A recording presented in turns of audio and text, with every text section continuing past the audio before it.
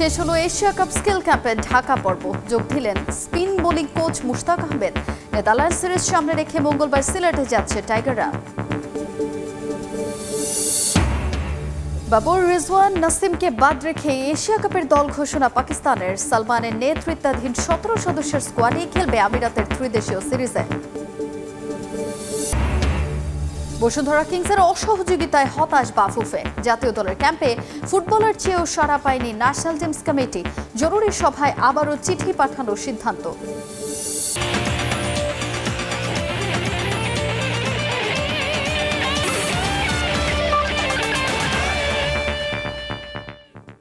দেখছিলেন শিরোনাম। শুরুতে ক্রিকেটের খবর জানাবো। ছুটি শেষে আবারও দলের সঙ্গে যোগ দিলেন spin bowling coach Mushtaq Ahmed. মিরপুরে স্কিল ক্যাম্পের শেষ দিনে রিশাদ নাসুমদের নিয়ে দীর্ঘ সেশন করেছেন পাকিস্তানি এই কোচ। ছুটি কাটিয়ে এদিন অনুশীলনে যোগ দিয়েছেন তাওহিদ হৃদয়ও। সামনে নেদারল্যান্ড সিরিজ, এরপর কঠিন পরীক্ষা এশিয়া কাপ। এর আগে ক্রিকেটারদের সেরা ছন্দে রাখতে সর্বোচ্চ চেষ্টা করছে ফিল সিমন্সের কোচিং প্যানেল। কখনো রাগ, কখনো খুনছুটি, ভালো করলে হাততালি দিতেও কার্পণ্য করছেন না। মুশতাক আহমেদের সঙ্গে রিশাদদের সম্পর্কটা এমনই। এদিন পাকিস্তানি কোচকে পেয়ে যেন একটু বেশি চনমনে ছিলেন টাইগার স্পিনাররা। সবাই যেন ব্যস্ত হয়ে উঠলেন যার যার সমস্যা খুঁজে বের করতে। ফিটনেসের পর আগের দুদিন হয়েছে স্কিল ক্যাম্প। পাকিস্তান সিরিজ শেষে ছুটিতে যাওয়া মুশতাক দলের সঙ্গে যোগ দিয়েছেন। এদিন এসেই লেগে পড়লেন তার স্পিনারদের কঠিন লড়াইয়ের জন্য সর্বোচ্চ প্রস্তুত করতে। তার ক্লাসে রিশাদ, তানবীর, নাসুমরা ছিলেন বেশ মনোযোগী। মাঝে আবার লিটনদেরও পরামর্শ দিয়েছেন পাকিস্তানি এই কোচ।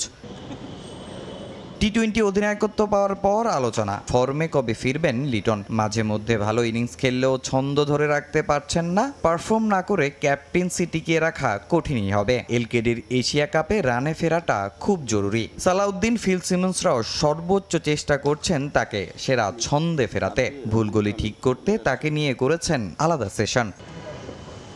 এবার বড় পরীক্ষা কোচদেরও। বিসিবি তাদের ওপর আস্থা রেখেছে, এবার সেটা দেখাতে হবে এশিয়ার মঞ্চেই। অনুশীলনের ফাঁকে তাই কোচিং প্যানেলের সদস্যরা মিলে আঁটছেন নতুন কৌশল। আবুধাবিতে টাইগারদের ত্রুপের তাস হতে পারেন শামীম পাটোয়ারি। ফিল সিমন্সও চেষ্টা করছেন তাকে সেভাবে প্রস্তুত করতে। শামীমও ভিন্ন ভিন্ন শট খেলে হেড কোচের কাছ থেকে আদায় করে নিয়েছেন বাহবা।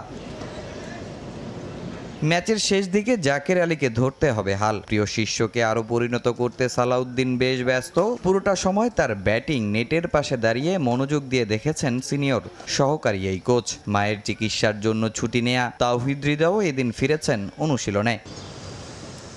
লম্বা সময় নেট সেশন করার পর লিটন শান্তদের গন্তব্য ইনডোর, যেখানে পাওয়ার হিটিং দীক্ষা মিলেছে জুলিয়ান উডের কাছ থেকে। এশিয়া কাপে আবুধাবির গরম বড় চ্যালেঞ্জ হবে টাইগার পেসারদের জন্য। ব্যাটিং ফ্রেন্ডলি উইকেটে মোস্তাফিজ সাকিবদের কঠিন পরীক্ষা। সেই কন্ডিশনের চ্যালেঞ্জ কিভাবে নেবেন সেটাই হয়তো শিখিয়ে দিচ্ছেন pace bowling coach Shaun Tait. Netherland সিরিজের আগে মিরপুরে এটাই ছিল স্কিল ক্যাম্পের শেষ দিন। মঙ্গলবার দল যাবে সিলেটে। তামিম হোসেন, সময় সংবাদ, ঢাকা। বাবর আজম, মোহাম্মদ রিজওয়ান ও নাসিম শাহকে বাদ রেখে এশিয়া কাপের দল ঘোষণা করেছে পাকিস্তান। মহাদেশীয় শ্রেষ্ঠত্বের আসরে দলকে নেতৃত্ব দেবেন সালমান আলী আগা। সবশেষ বাংলাদেশ সফরে আসা অধিকাংশ ক্রিকেটারকেই রাখা হয়েছে 17 সদস্যের এই স্কোয়াডে। টাইগারদের বিপক্ষে সিরিজে না থাকলেও মেগা ইভেন্টের দলে আছেন শাহিন শাহ আফ্রিদি, হারিস রউফ ও হাসান আলীর মতো তারকা পেসার। তবে ব্যাটিং ইউনিটের উপর বাড়তি আস্থা রাখছেন হেড কোচ মাইক হেসান। এই তো সেদিনও ছিলেন 3 ফরম্যাটে পাকিস্তান ক্রিকেট দলের অবিচ্ছেদ্য অংশ, কিন্তু এখন বাস্তবতা ভিন্ন। তারকা খ্যাতিতে অন্য সবার চেয়ে এগিয়ে থাকলেও বাবর আজম আর মোহাম্মদ রিজওয়ান এখন আর অটো চয়েস নন, বিশেষ করে টি-20তে। এই দুই তারকাকে ছাড়াই এশিয়া কাপের স্কোয়াড ঘোষণা করেছে পিসিবি। সবশেষ আন্তর্জাতিক টি-20 ম্যাচ বাবর খেলেছেন গত বছর ডিসেম্বরে। 2024 টি-20 বিশ্বকাপে দলের অধিনায়কই ছিলেন তিনি। গ্রুপ পর্ব থেকেই পাকিস্তান বিদায় নেয় ক্যাপ্টেন্সি হারান বাবর। ধারাবাহিকভাবে রান করতে না পারা এবং কম স্ট্রাইক রেটের কারণে কিং বাবরেরই এখন দলে জায়গা হয় না। একই দশা মোহাম্মদ রিজওয়ানেরও। গেল 8 মাসে জাতীয় দলের হয়ে একটা টি-20ও খেলা হয়নি। বর্তমান ওয়ানডে দলের নেতৃত্বেও শান্তিতে থাকতে পারছেন না। চরম বাজে অবস্থার মধ্য দিয়ে যাওয়া ওয়েস্ট ইন্ডিজের বিপক্ষে বিপক্ষে সিরিজ হারায় রিজওয়ানের ক্যাপ্টেন্সি নিয়েই উঠছে সমালোচনা। সব মিলিয়ে এশিয়ান শ্রেষ্ঠত্বের লড়াইয়ে দুই তারকাকে না রাখলেও তাই উচ্চবাচ্য নেই পাকিস্তানের ক্রিকেটাঙ্গনে। কদিন আগে বাংলাদেশে খেলে যাওয়া অধিকাংশ ক্রিকেটারই আছেন পাকিস্তানের এশিয়া কাপ দলে। পেস বোলিং ডিপার্টমেন্টে যুক্ত হয়েছেন শাহিন শাহ আফ্রিদি, হারিস রৌফ, হাসান আলী, মোহাম্মদ ওয়াসিমরা। যদিও আরেক তারকা পেসার নাসিম শাহের জায়গা হয়নি 17 সদস্যের স্কোয়াডে। কোচ মাইক হেসনের অধীনে সবশেষ 3 টি-20 সিরিজে খেলা ক্রিকেটারদের সমন্বয়ে গড়া হয়েছে এশিয়া কাপের দল। মহাদেশীয় শ্রেষ্ঠত্বের আসরে সালমান আলী আগাই থাকছেন মেন ইন গ্রিনের নেতৃত্বে।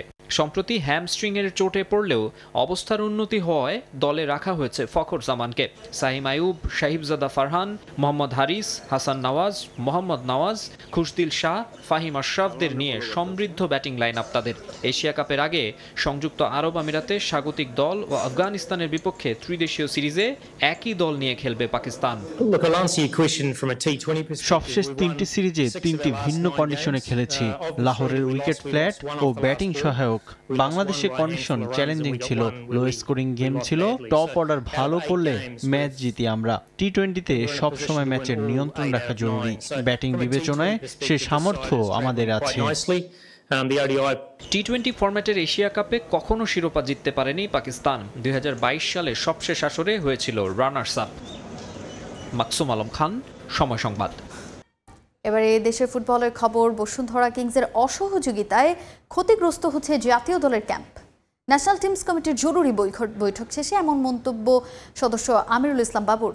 তিনি দাবি করেন, ফুটবলার চেয়ে ক্লাবের সঙ্গে বারবার যোগাযোগের চেষ্টা করেও ব্যর্থ হয় বাফুফে, তাই সিদ্ধান্ত নেওয়া হয়েছে চিঠি দেওয়ার। এর প্রেক্ষিতে কোনো জবাব না এলে চূড়ান্ত সিদ্ধান্ত নেবে বাংলাদেশ ফুটবল ফেডারেশন। 2019 সালে সাউথ এশিয়ান গেমস নেপালে, তখন ফিফা ফ্রেন্ডলি ম্যাচ বাংলাদেশ বনাম নেপাল ঢাকায় 2020 সাল, ফিফা উইন্ডো 4 জাতি ফুটবল টুর্নামেন্ট 2021 সাল, সাপ অনূর্ধ্ব 20 চ্যাম্পিয়নশিপ 2022 সাল, এশিয়ান গেমস 2023 সাল, সাপ অনূর্ধ্ব 20 চ্যাম্পিয়নশিপ 2024 সাল, এএফসি অনূর্ধ্ব 20 এশিয়ান কাপ 2026 সাল কোয়ালিফায়ার্স। এইসব সময়ও এই ধরনের এগুলি হয়েছে। বসুন্ধরা কিংসের ফুটবলার না ছাড়ার লম্বা ফিরিস্তি জাতীয় দল ব্যবস্থাপনা কমিটির সদস্য আমিরুল ইসলাম বাবুর। সম্প্রতি এই ঘটনার পুনরাবৃত্তি হয়েছে বলেই বিষয়টি আলোচনায়। যদিও ফিফা উইন্ডোর ঠিক কতদিন আগে ফুটবলার ছাড়তে বাধ্য ক্লাব, মেলেনি তার জবাব। বিভিন্ন ক্লাব থেকে আসা ফুটবলারদের মাঝে কম্বিনেশন সেট করতেই একটু লম্বা সময় নিয়ে ক্যাম্পের আয়োজন করে জাতীয় দল ব্যবস্থাপনা কমিটি। তাই বসুন্ধরা কিংসের 10 ফুটবলার ছাড়া এবারের ক্যাম্প ক্ষতিগ্রস্ত হচ্ছে কিনা প্রশ্ন ছিল বাফুফের কাছে।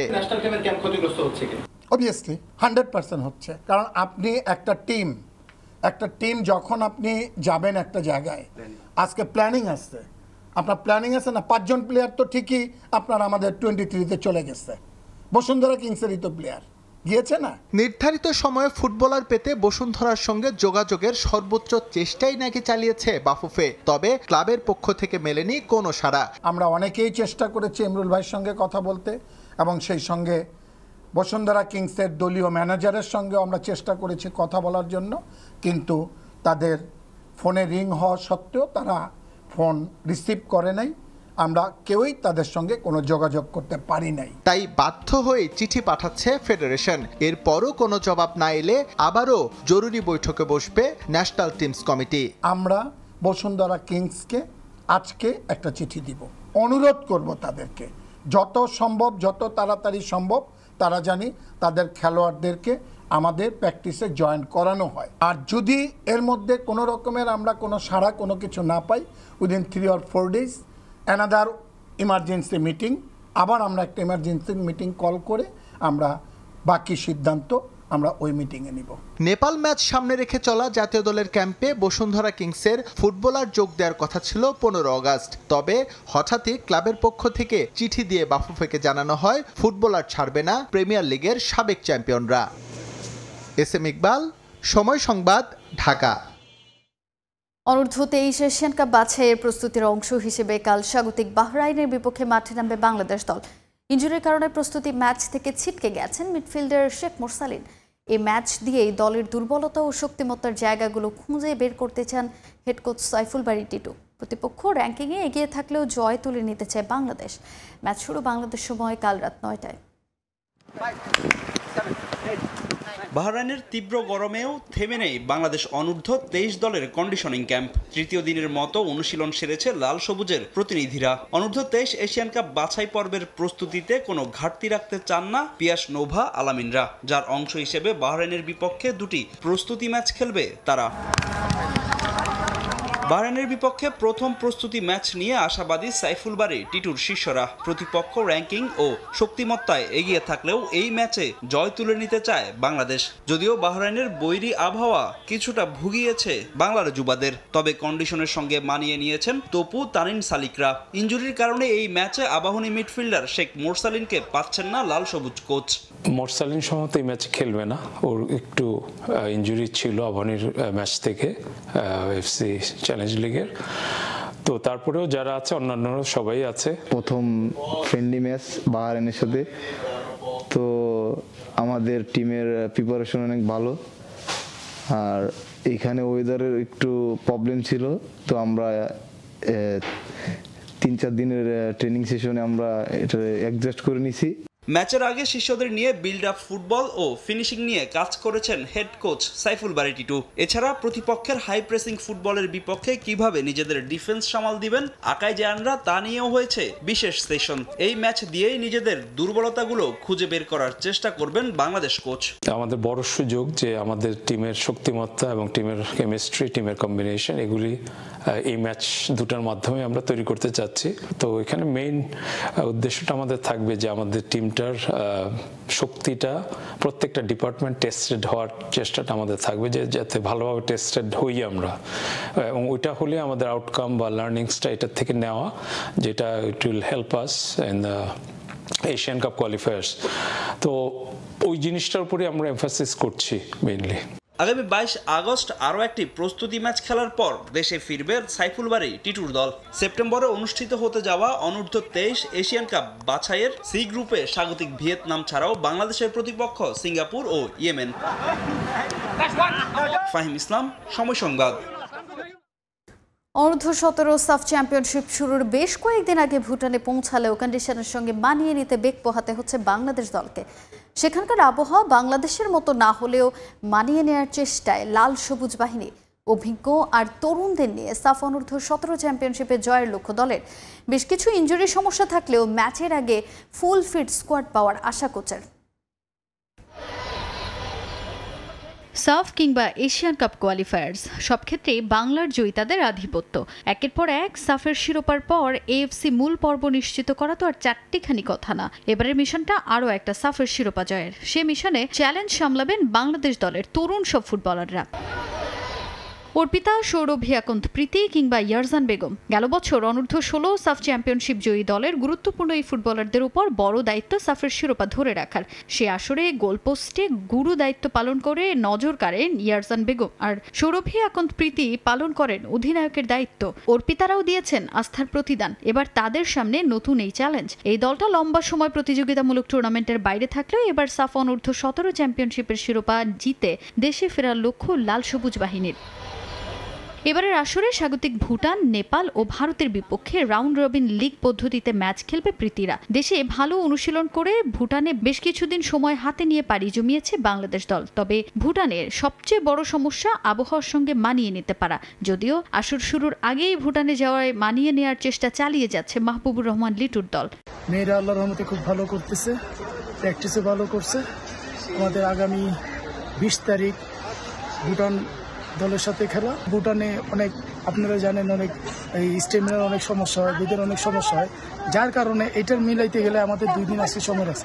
ইভেন মাঠ, আমাদের ঢাকার মাঠ আর এইখানের মাঠ অনেক ডিফারেন্স, কারণ এইখানের মাঠগুলি খুব ফাস্ট থাকে এবং ওয়েদারও খুব হার্ড থাকে, যার কারণে একটু সময় লাগে। আল্লাহর মতে খেলার আগে আমাদের মেয়েরা ভালো করবে, ভালো হয়ে যাবে ইনশাআল্লাহ। এদিকে ভুটানে গিয়ে অনুশীলনের সুযোগ পেলেও বেশ কিছু ফুটবলার আছেন চোটে, যা খানিক ভাবনার বিষয় কোচের জন্য। তবে সেসব চোট টুর্নামেন্ট শুরুর আগেই কাটিয়ে ওঠার লক্ষ্য। ভুটানে পৌঁছে দ্বিতীয় দিনের মতো অনুশীলন করেছে বাংলাদেশ দল। গোলকিপিংয়ে এদিন ছিল বাড়তি নজর। আমাদের দল ইনজুরি নাই, যা থাকে এটা খেলোয়াড়দের সবসময় থাকে, এটা মেজর কোনো ইনজুরি নাই।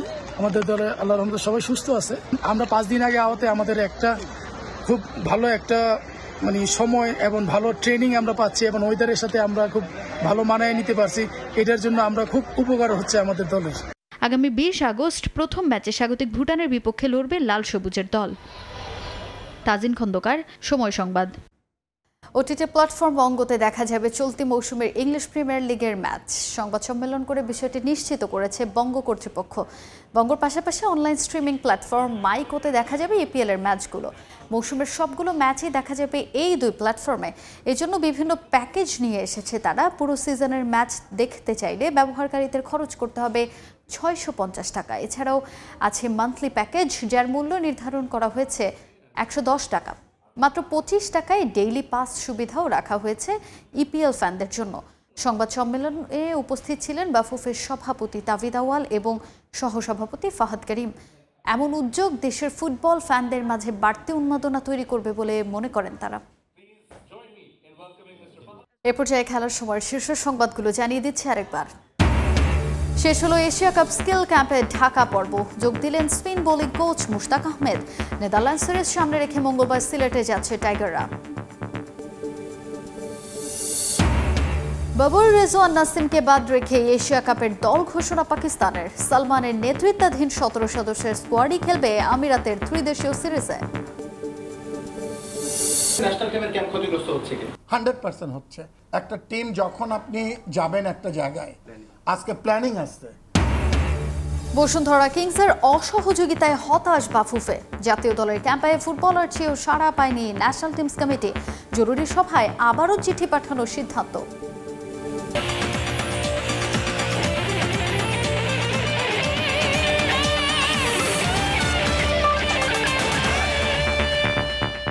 এই ছিল খেলার সময়ের এখনকার আয়োজনে। সঙ্গেই থাকুন সময়।